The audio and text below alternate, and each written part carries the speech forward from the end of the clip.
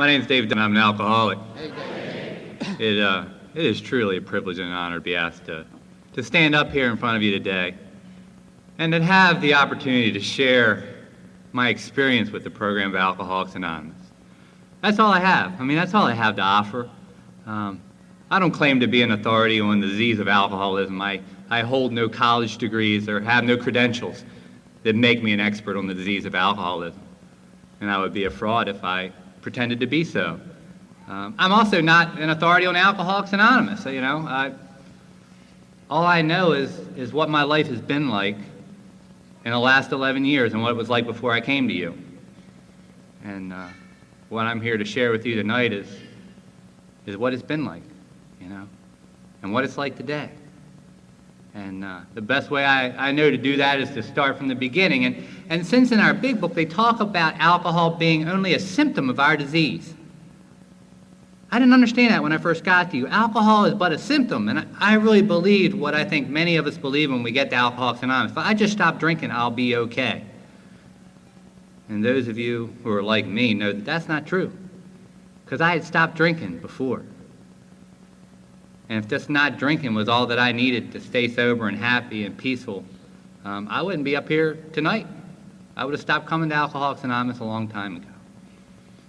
And my ism, I believe, goes way back. Dad was talking last night about feeling different, And for me, I was 2 years old when my father got killed in Vietnam. So a little bit of talk about Vietnam last night. Vietnam changed my life, changed a lot of people around me's lives.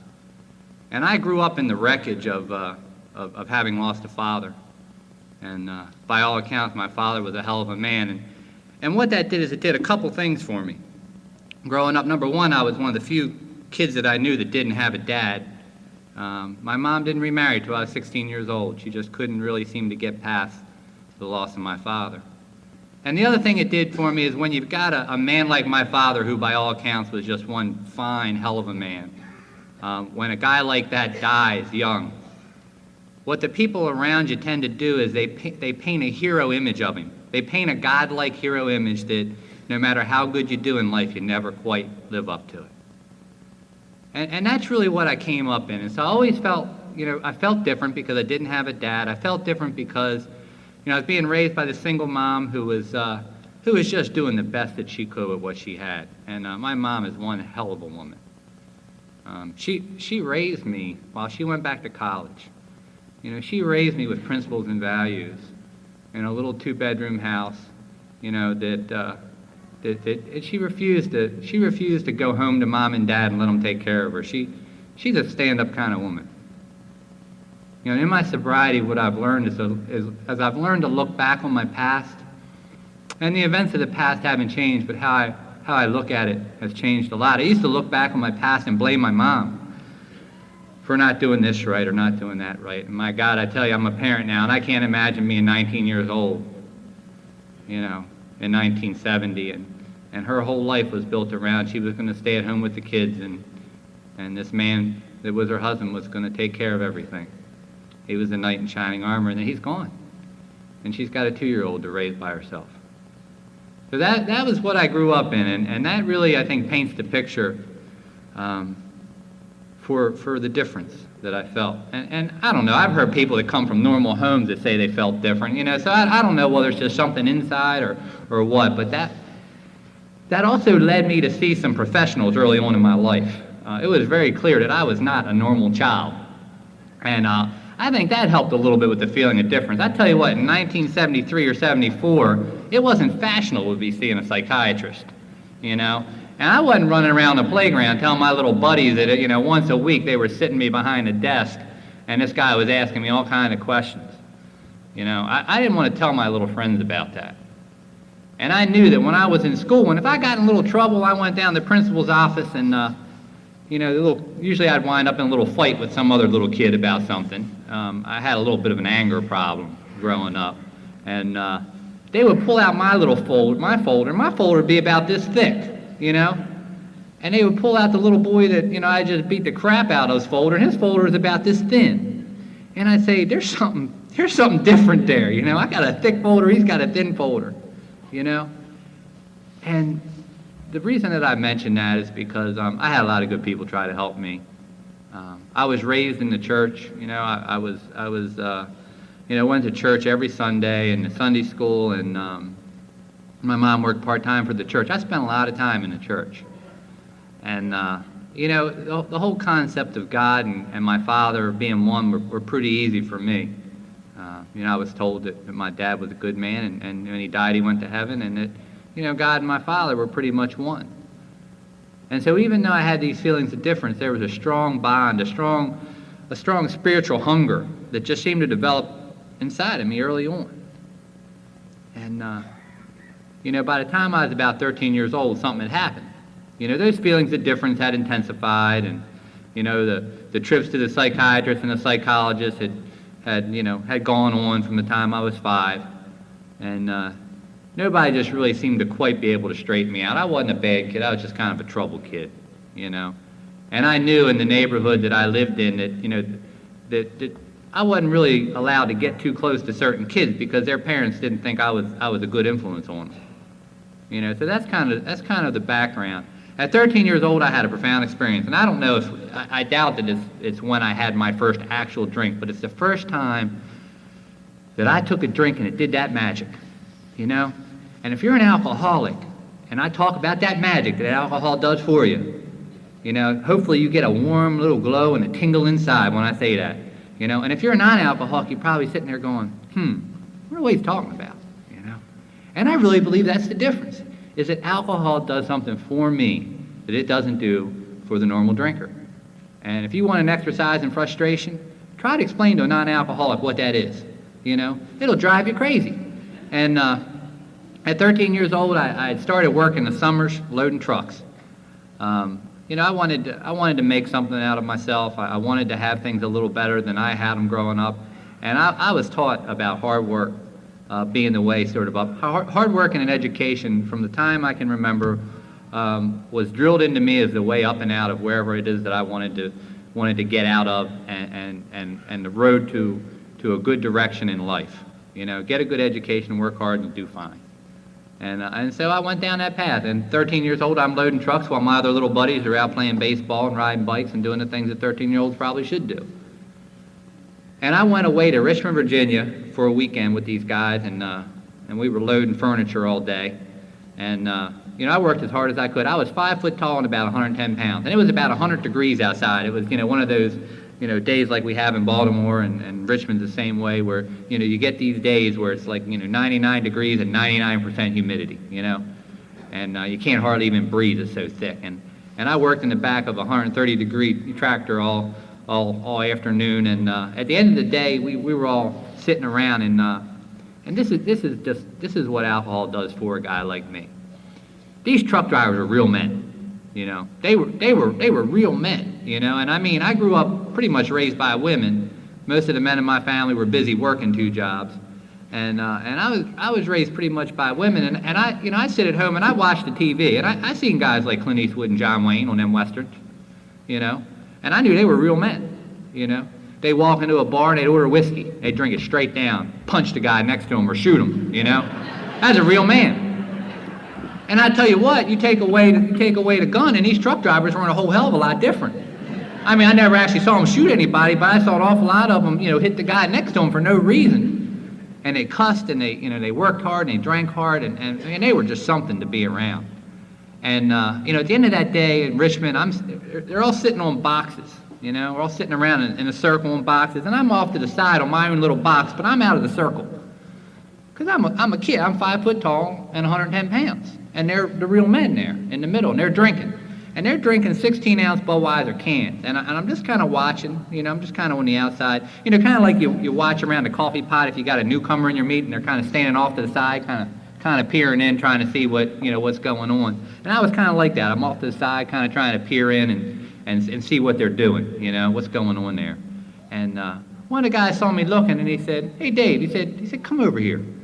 And so I kind of walked over and walked into the circle and kind of sheepishly stood there. And the guy handed me one of them 16-ounce Budweisers. And he said, "You've done the work of a man today, son. Have a drink with us."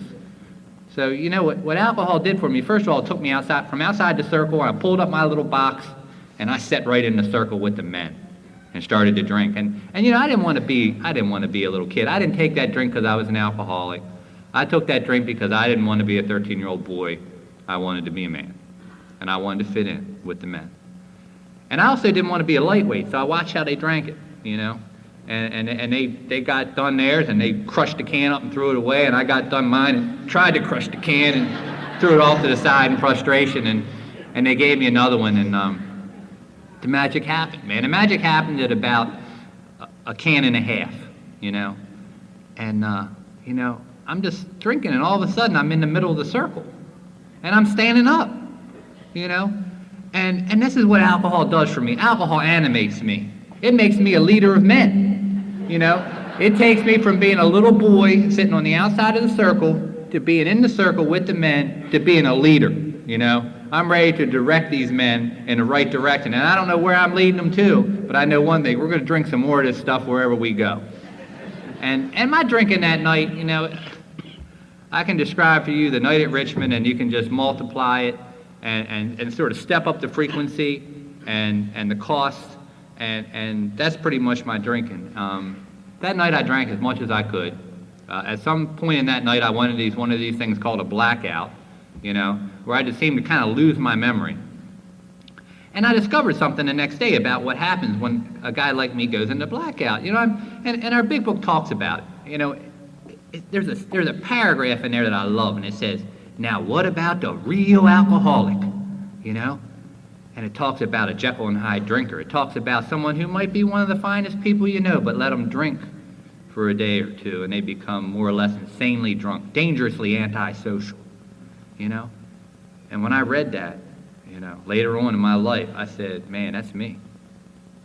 And that night, that's what happened, When I went into this blackout, I became more or less insanely drunk, dangerously antisocial.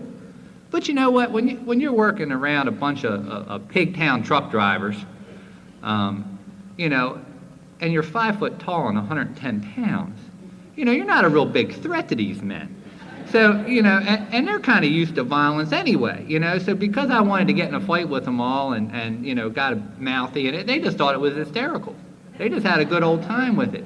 I woke up the next morning, and this is the way, waking up probably really doesn't describe it, actually. More like the coming to is probably a better description. I came to, and there was something red all around me. And I thought, my God, I've cut myself, I'm bleeding. And then I realized, next sort of thought was, it's not blood, it's vomit, And red vomit, it just doesn't really go together. And I realized that I had thrown up all over myself, and whatever it was red. And what I didn't realize was at some point that night I got a hold of some slow gin, And so I went from thinking that I was bleeding to death to really just being embarrassed. And I was, of course, all by myself. Well, there wasn't anybody around me at this point. And I did what I thought I should do. And what I woke up with that morning is the things that are the constant companions of the alcoholic. Fear, guilt, shame, what did I do? I know it isn't good. And how are the people around me gonna see me now, But, I did what I figured that you're supposed to do. And I got up and got cleaned up and went back to finish the job. We weren't done yet, And I figured real men, don't lay in bed and nurse their hangover. I didn't know anything about hangovers, but I figured, if I'm going to be a real man, I probably ought to get up, get cleaned up, and go back to work. And then here is the alcoholic defense. Act like nothing happened. Right?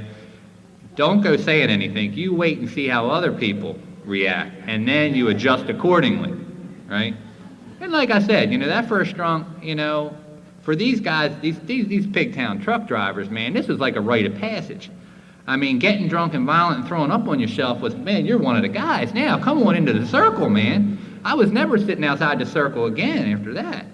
And I ran into one of these guys in the hallway, and he gave me one of those looks, like kind of see if I was okay, and then he got a grin on his face. And I figured a grin was good, And he walked up to me, and he slapped me on the back and almost knocked me down, and he said, "How you feeling today, Tiger?" He said, "You ready to fight?" And I assured him that I wasn't really ready to fight, that I'd, if he'd direct me in the direction of where the truck was, I'd go back to work.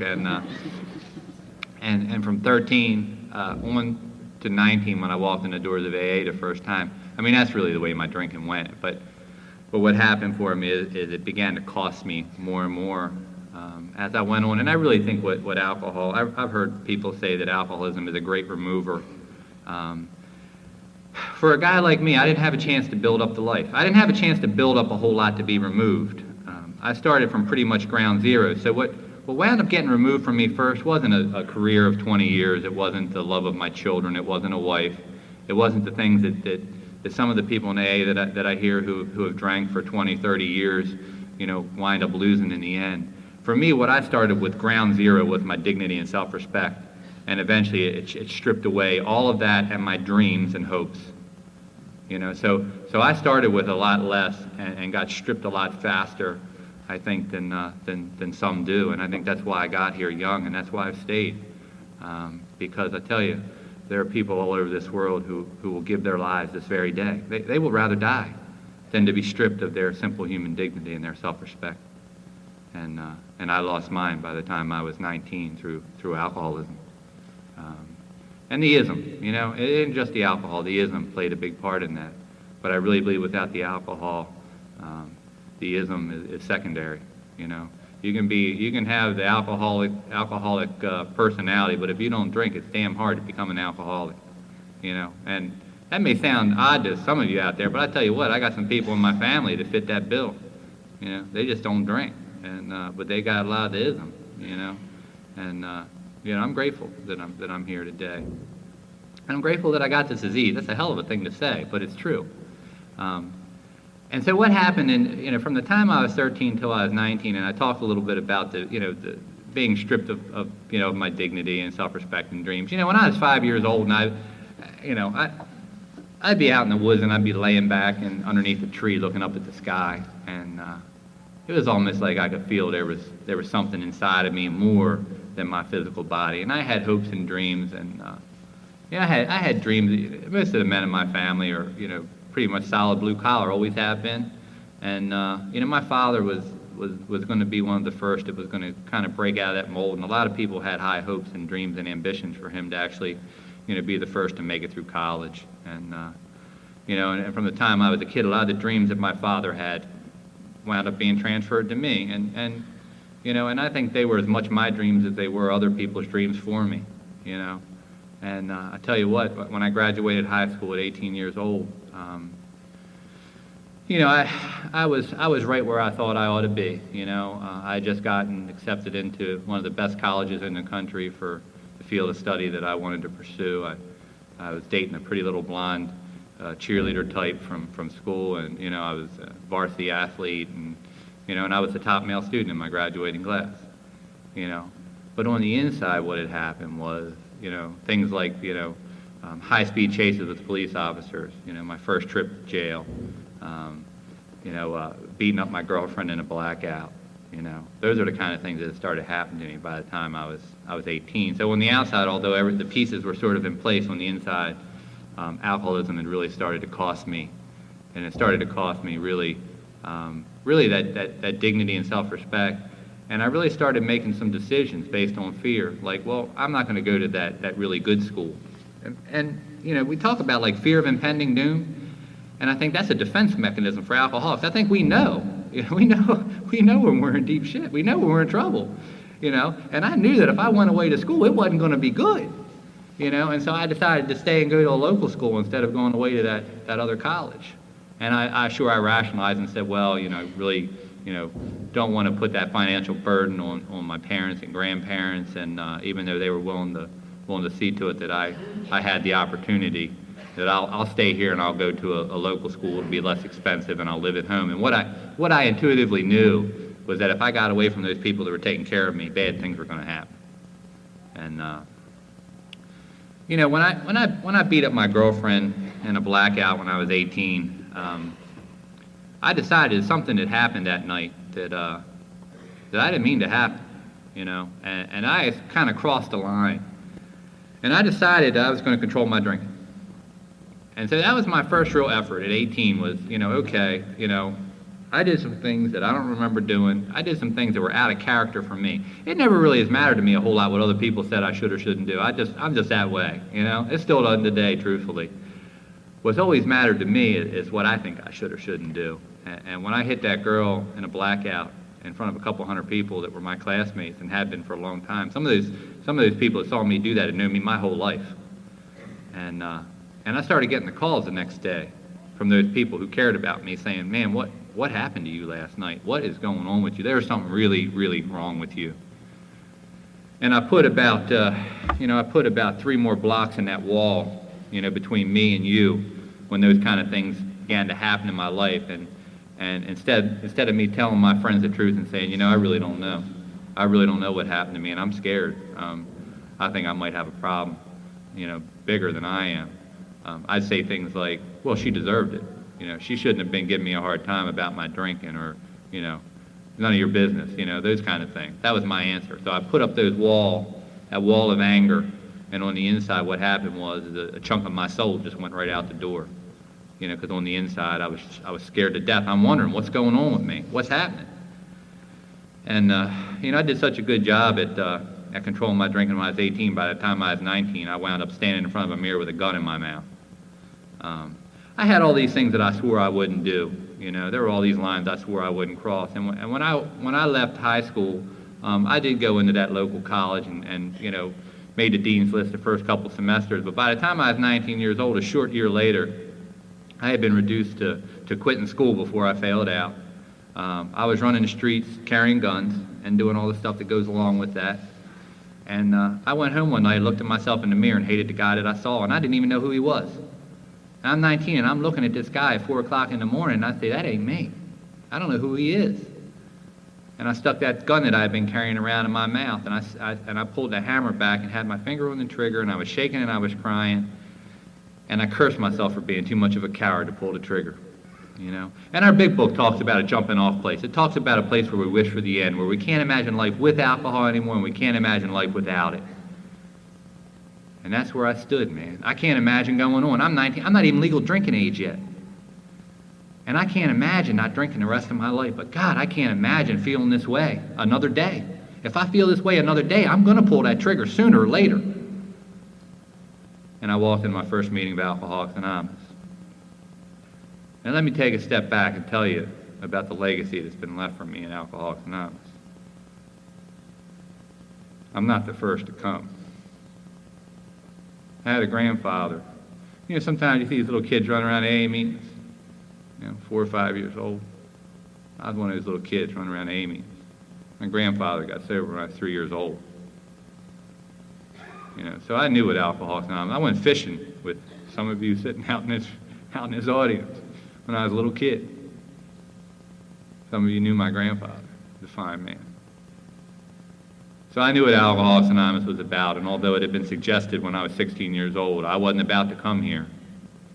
I wasn't about to come here. See, whether you all realize it or not, AA is a very rigid program. You all don't leave much wiggle room, let me tell you that much. I knew that you all did not drink at all. Nothing. And I had a feeling that you all weren't going to let me use any drugs either.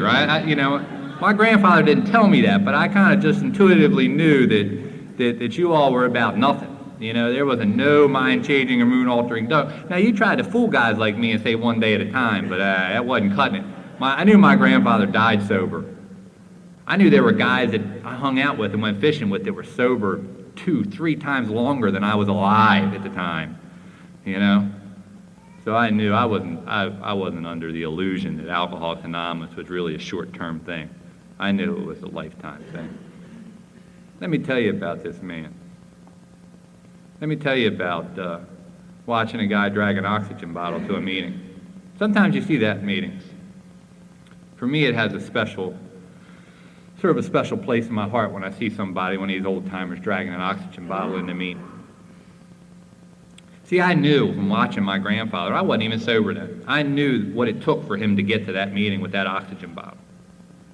It wasn't just like he popped out of his chair, grabbed the bottle, threw it on his back, and ran to the meeting. It took him almost all day to get ready, because he believed that when you went to Alcoholics Anonymous, you showed up looking respectable. And that's what I've been taught. Simple things like that. You know, whenever I'm asked to stand up in front of a meeting, not just in these kind of things, you know, I usually have a jacket or a tie on, you know, usually, you know, because I was taught that. I was taught that sometimes when you stand up here, a new drunk, all they may see is the outside shell. They may not hear a word that goes on the inside. And if nothing else, maybe that drunk might wander up to you after the meeting and say, "Mister, where'd you get that tie at?" You know. So that's kind of what I was taught. And I watched this man. He'd spend all day. And he would go to this AA meeting and he'd be wiped out the whole next day. It took everything he had to get to 2 meetings a week. And I used to say, why does he do that to himself? I was angry. Why, you know, why? Why does he do that? Today I know. Today I know. Today I know that this is where he probably got a lot of the joy and the ability to deal with dying one day at a time. You know.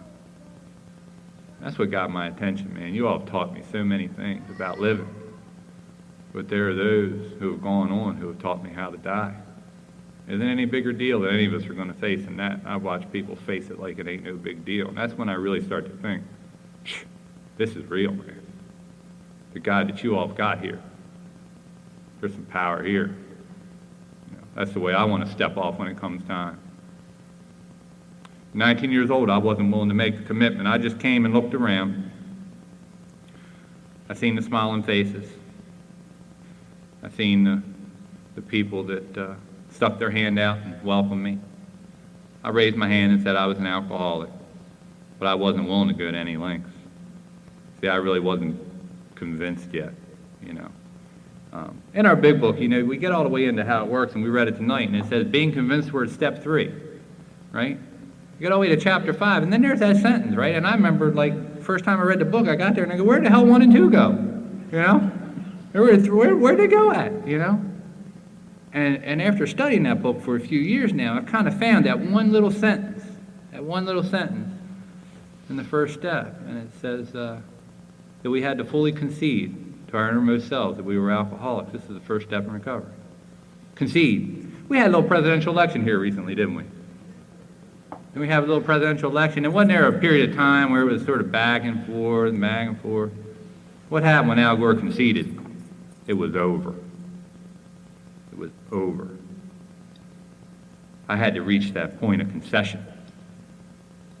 You know, not negotiation, not compromise.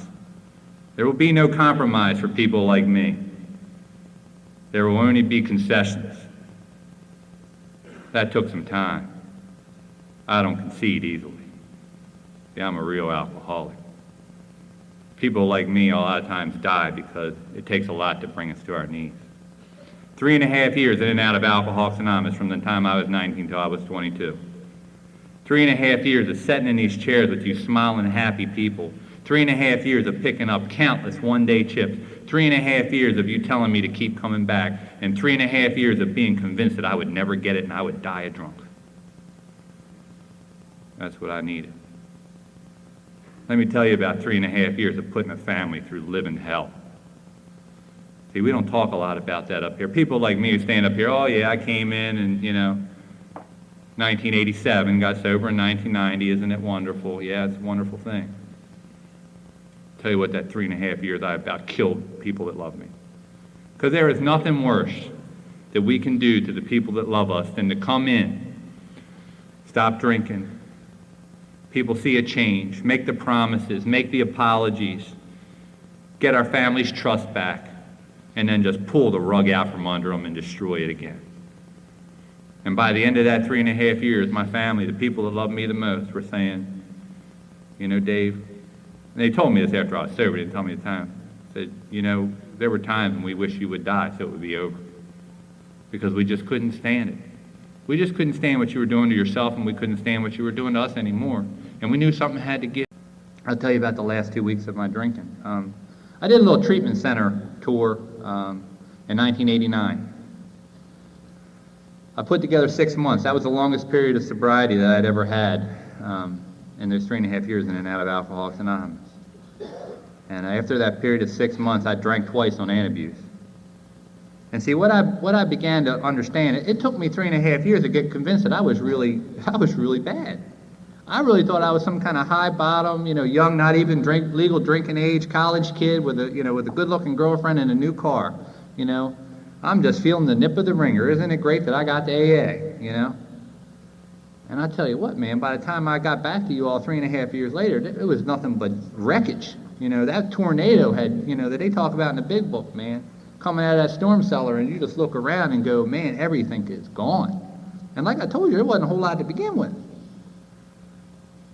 And after my grandparents put up $8,000 of their life savings to send me to that treatment center, because guys like me don't have insurance. And they wanted to see me get all the help that I could get, because they knew I was going to die. They knew it. And they knew it wasn't going to be long. Death and the word soon often went together when people talked to me about my alcoholism. Nobody really expected me to be one of these 60, 70-year-old drunks. They figured I didn't have much time. And they were right, I think. I really do believe they were right. I got out of that treatment center, and I did everything that I thought I was supposed to do. I went to 90 meetings in 90 days. I heard some people talking about it up here tonight. Lack of meetings are not my problem. I love AA meetings. I go to as many as I can. Love AA meetings. Tell you what, meetings won't keep me sober. Might keep you sober. Don't keep me sober. Went to the coffee shops after the meetings, drank coffee with you. That didn't keep me sober. I even talked about you. I like to gossip about you at the coffee shop, Always when you weren't there, of course, because I was concerned. But, I went and, I played volleyball with you all. I went to dances with you all. I did all kinds of things. And what I found out later, that's the fellowship of AA. And I love the fellowship. I love things like this, man. I love being down there on the boardwalk and running into people that I've known and I've seen. But I tell you what, for a guy like me, there is one answer. There is one answer for my alcoholism. It was right here tonight and how it works. Here are the 12 steps which are suggested as a program of recovery. And those 3.5 years, you know what I didn't do? All 12 steps. Surprise, surprise, I kept getting drunk, And I don't know why it is. There are some people, we got a couple guys in my home group. My home group, by the way, is a Harbor City Speakers Group. It's on Thursday night in South Baltimore. Come see us sometime. We'd love to have you. In my home group, we got about 3 or 4 guys that managed to put together 10, 11, 12 years without steps in their life. And all of them got to the same place where they're ready to kill themselves because they couldn't stand it anymore. And I don't know why it is that, some of us are able to suffer longer than others, but I know that I couldn't get any real length of sobriety until I became willing to do those steps because I needed to change. I needed to find a power greater than myself. I needed to find God in a hurry. And my last 2 weeks of drinking went like this, and then I promise I'll get sober and shut up. I like to spend some time painting that picture because there's some people who may be sitting in this room tonight who may be doing exactly what I used to do. There may be some people in this room tonight who have gone in and out. There may be somebody brand new in this meeting who figures that, going in and out is just part of the deal, that you can always get back. Tell you what, for every one of me standing up here, there's 2 or 3 out there that didn't make it back. I buried them. Watched them die. It's a killer disease. There was a guy that I 12-stepped that I grew up with, and he was in a treatment center, and I talked to him, and he lived right up the street from me. And I said, when you get out, let's go to an AA meeting. I didn't hear from him. I called him one day. He said, I'm not that bad for AA. 6 months later, he stood out in front of his house and blew his head out, blew his brains out in front of his wife and his 6-month-old daughter. I had a cousin up in Ohio not that long ago, same deal. I got a call from my grandmother. My grandmother said, your cousin's having some problems up there. Will you talk to him? I said, yeah, I'll be happy to talk to him, but he's got to call me. He's got to reach out for help. And the word got back to me that he didn't think he was that bad yet. And that kid, 24 years old, stuck a double-barrel shotgun in his chest and pulled the trigger. He ain't here anymore. He left behind a wife and a little girl who will grow up without a father. It's the kind of stuff I've seen. That's what happened. So thank God that people told me this was a progressive and a fatal disease when I got to AA. This is serious stuff. You see all the laughter and the fellowship down here? It's wonderful, man. It's great. But underneath it all, we can't ever forget what this disease does to people like us. My last 2 weeks of drinking, I wound up locked up for assault and battery. That's the kind of drunk I was. You know, I just like bright lights and fast cars and loud bars, and you know, that's the scene that I loved. And you know, I was liable to get into a fight from time to time. And, you know, I hit a guy and they threw me in jail, and you know, that wasn't no big deal. And you know, I wrecked another car and that wasn't no big deal. And the girl that I was dating at the time, I was on the second little blonde cheerleader type by then. I'd put one through hell for about 3 or 4 years, and then I was working on the second one. And she, you know, she put her finger in my chest, and you know, the tears were running down her face. And I had reached a point where I knew those tears were because of me. I couldn't blame her anymore. I had reached a point where I knew that people loved me, paid a hell of a price for my alcoholism, and I knew it was me. I was done blaming. It's all me. If you loved me, you had those tears in your eyes, you know. And she said, I wish I never would have met you. And I thought to myself, you know, I wish you'd go find somebody decent, because you deserve better than me. And the last thing that happened was I got in a fight with a guy who was going to sit in the front seat of the car on the way home from the bar.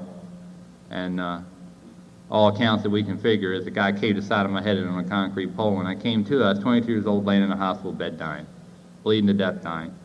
Whole side of my head smashed in, blood coming out of my ears. And I'm laying there in this bed knowing I'm going to die. See, I was a, you know, bright lights, bar room, you know, fast lane kind of drinker. And, you know, before I was 20 years old, I had been more than 100-mile-an-hour car wreck. I had been shot at and stabbed, and I had been put back together more than once. But I know when you got blood coming out of your ears, and I could just feel the life it was going, you know.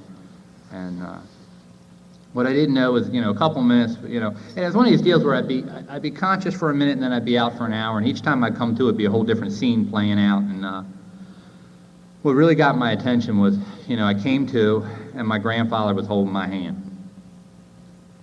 And I looked up at him, and I asked him, am I going to die? You see, I didn't know that just a couple minutes before that the doctors had pulled him and my grandmother off to the side and said, doesn't look good. He'll probably die. And if he doesn't die, he'll be brain dead. That was it. That was my prognosis. That was the best that I could do in Alcoholics Anonymous. That was my best efforts. 22 years old, laying in the bed, my prognosis is I will die or I will be brain dead the rest of my life. That was it. And I looked up at my grandfather only minutes after he had been told this and looked into his eyes and asked him if I was going to die. And my grandfather's one of these old school guys, you know, he doesn't run around giving you big hugs and crying a whole bunch of tears. And his hand began to shake in my hand. And a tear ran down the corner of his eye. And God, I knew the answer. I knew the answer. He didn't have to say another word. And what I've been told happened from then on was really that I said a prayer. Heard a man named Frank Lynch say once that dying men don't pray, dying men plead. And I pleaded to a God that I didn't believe would help a guy like me. It wasn't that I didn't believe in God. I believed in God. I believed I had gotten so far from God with the things that I had done that he wouldn't help me. He would not help me. And I pleaded with that God not to let me die this way. You know, I didn't get the Bill Wilson, you know, mountaintop, wind blowing through my gut, peppermint patty experience, I'll tell you that much. I didn't get no bright lights. You know, I didn't get a bunch of you all from AA busting in the hospital room with a dozen donuts and a cup of bad coffee dragging me to a meeting.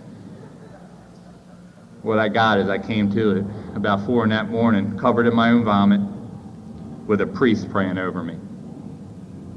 My grandmother had called the pastor of his church. He had come out to pray on me. In my arrogance in my early sobriety, I used to think that other people's prayers didn't really count that night. In my arrogance, I thought the only prayer that mattered was my own. Since then, I'd like to think that maybe I've learned a little bit of something about prayer. There are a lot of people praying for me that night. A lot of good people.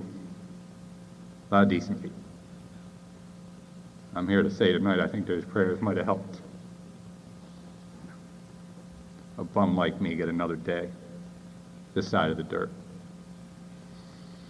And from that point on is where you all came in. A man walked in that hospital room the next day. I was paralyzed by now, covered in vomit. The hot side of my head was smashing, and I was still bleeding out my ears, and they still didn't know if I was going to live or die. A man who I'd asked to help me 3 months before walked in that door, He didn't walk in that door because the judge had sent him. He didn't walk in that door because he was picking up a $100 check for the end of the 50-minute session. He came through that door with 9 years of sobriety because he owed his life to Alcoholics Anonymous, and he had not forgotten it. When I'm asked to do things for Alcoholics Anonymous, and it's not much. Stuff like this is the least of it, really, to tell you the truth.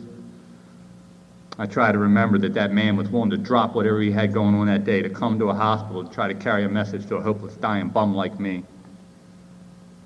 Would I be standing here tonight if he hadn't come? I don't know. All I know is that when he got the call, he came. All I know, he walked through that door and walked over, and he looked at me with the eyes of compassion that one drunk has for another. And it wasn't the physical pain that I was in. He knew that us drunks can take a lot of physical pain. We can take all you can dish out. But he looked into my eyes, and they say the eyes are the window of the soul, and I believe what he looked into a man without a soul. He looked into a man that was empty. And he recognized that look because he had seen people like me before, because he had been there. And he put his hand on my shoulder and he said, "It doesn't ever have to be this way again, son." And that was June 23rd of 1990. It has not been that way since. I'm here to report. What's changed in the last 11 years from the first 3.5 years that I came to you all? Simple thing, I'm willing to do whatever it takes. And I better be willing to do whatever it takes today or I will not stay. I better be every bit or more willing than I am today than when I got to you. I better not ever get so arrogant to think that I can rest on my laurels. I came to you all a beggar 11 years ago with nothing left. More dead than alive, with a scrambled brain and a paralyzed body. Who am I to come through those doors today and choose what I will do and what I will not do? Not this guy, not today. God has given me much. I'll run you through the last 11 years. First of all, I didn't die, as you probably figured. I'm standing up here tonight.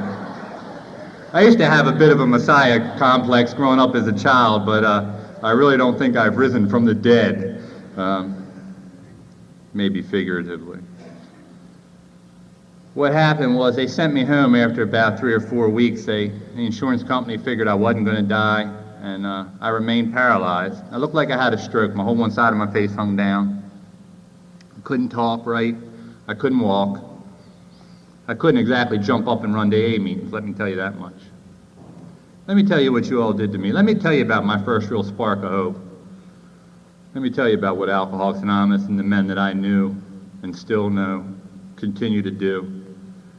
I'm laying in the back bedroom of my grandparents' home, and there's a knock at the door, and I don't know about you, but I tell you what, knocks at the door were not a welcome sight early on in sobriety. Phone calls, knocks on the door, those were things that really, really terrified me.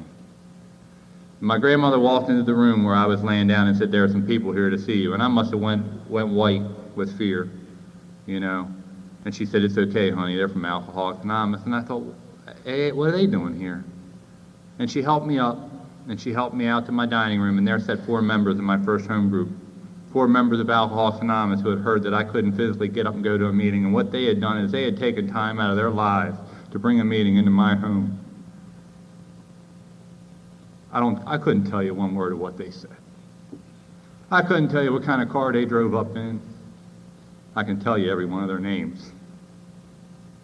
But I know one thing, sitting there that day at that table, I looked into their eyes. Not all of them were sober 9 years like my sponsor. There was a guy sitting there with 3 months, and a guy sitting there with 6 months, and a guy sitting there with a year, and then there was my sponsor with his 9 years. 9 years was an eternity to me. I could never imagine 9 years. But this guy with 3 months sat across from me, and he had a sparkle and a shine in his eye that I didn't have when I had 3 months. There was something different about him. The guy with 6 months talked with conviction. That's what got my attention, is you all talked with conviction. You didn't think this might work for you. You didn't say maybe it might if you really try hard, but we're not sure. You said it will. You talked with conviction. And these men sat at the table and they talked with conviction, and I saw the shine in their eyes, and I thought, my God, more than anything in the world, I want to be like them. And I'll do whatever it takes. They told me it might take everything that I've got left. And I said, well, you just tell me what I got to do. And they said, no, don't work that way, Dave. We don't tell you. You come along with us. We'll show you. And they showed me, and they're still showing me today. They were all involved in the steps. They were involved in going to institutions. They had me up Mercy Detox when I had about a month's sobriety. They took me into this detox. I looked worse than any of the patients sitting in there. My sponsor used to just take me around and show me off. He just beamed, when he walked in the room with me, all paralyzed and, face hanging down. And Jerry remembers that. There's a lot of guys sitting in this room remember when I came back all busted up. Jerry sitting out there gave me my first job at a home group when I was probably about 19 years old, making coffee on Monday noon. And I remember getting drunk and going in there and making coffee and leaving them a note saying, I resigned my job at Alcoholics Anonymous. There are some people sitting here who saw me come in, and it wasn't a pretty sight. But my sponsor just used to take me around. He took me into this detox and set me down, and all the patients looked at me. And Mercy Detox is it's like street detox, man. It's not high bottoms coming in there. I mean, they're taking them right off the street, And all the patients looked at me, and they said, "What happened to him?" My sponsor was just waiting for those kind of questions. He loved those kind of questions. He said, "That's what'll happen to you if you go back out," And I began to get some hope. I tell you what, I was 3 months sober. I was still paralyzed, and I was happier than I'd ever been in my entire life. And I knew there was something wrong with me. I went to my sponsor, and I said, I'm having these crying fits, and I don't know why, and I feel really good. I said, I think I'm losing my mind. And he said, oh, no. That's just God letting you know. He's there. Keep doing what you're doing. And what I found out what it was the beginning of a spiritual awakening. What I began to find out was that really what this deal is about, what the 12 steps are about, one thing, to have a spiritual awakening. I didn't come here looking for a spiritual awakening. I came here looking to stop drinking and not hurt. Today, more than ever, I know that I better be here. My relationship with God is really what keeps me here, In the last 11 years, there have been miracles upon miracles. It wasn't too long after I had that little talk with him about being crazy and paralyzed that I went to that neurologist one day, and he poked and he prodded me, and I swear to God, this is what he said. He said, I don't know what you're doing, son, but whatever you are, keep doing it. You're getting better. And a couple weeks later, I wasn't paralyzed anymore. About that same time, my sponsor said, what are you going to do with your life now? I said, well, I don't know. I just got unparalyzed. I was pretty much planning on being a vegetable the rest of my life, but now that I'm not paralyzed, I really don't have a long-term plan, He said, well, you were in college, weren't you, at one point? And I said, yeah. He said, why don't you go back to school? I said, oh, no, you don't understand. You see, the whole side of my head's been smashed, and I have these little seizures and stuff where I don't even know where I'm at and what's going on. I can't go back and do the junior year of a mechanical engineering curriculum and handle that. You don't understand, Tom. I can't do that. He said, what else are you going to do? I said, I don't know. He said, I tell you what. He said, you've been asking God to keep you from taking a drink the last 3 months, haven't you? I said, yeah. He said, has he been doing it? And I said, yeah. He said, why don't you get on your knees and ask him to help you with school, see what happens. And you know what he taught me? He taught me a powerful lesson. He said, and take the things that you learn in AA with you. And I said, like what? He said, haven't I been telling you to sit up front? And I said, yeah. He said, sit up front. He said, don't we teach you in AA that when you ask help, you ask for it? And I said, yeah. He said, when you need help, ask for it. And he said, the most important thing in AA is showing up, isn't it? And I said, yeah. He said, well, show up. Every day. Every time there's class, you show up. Not once a week, brilliantly, but consistently.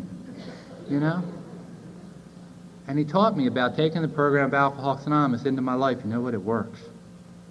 The things that you all taught me here, the simple things like sitting up front, showing up consistently, not brilliantly.